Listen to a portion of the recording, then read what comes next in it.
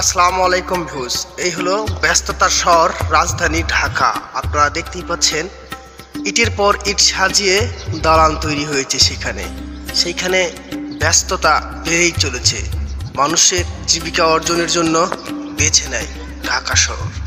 আর এই ঢাকা শহরে এসেই বড় বড় বিল্ডিং দেখে তারা অবাক হয়ে যায়।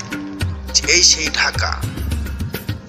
এখানে অনেকে হয়েছে প্রতারকের শিকার, আবার অনেকের খুলেছে কপাল।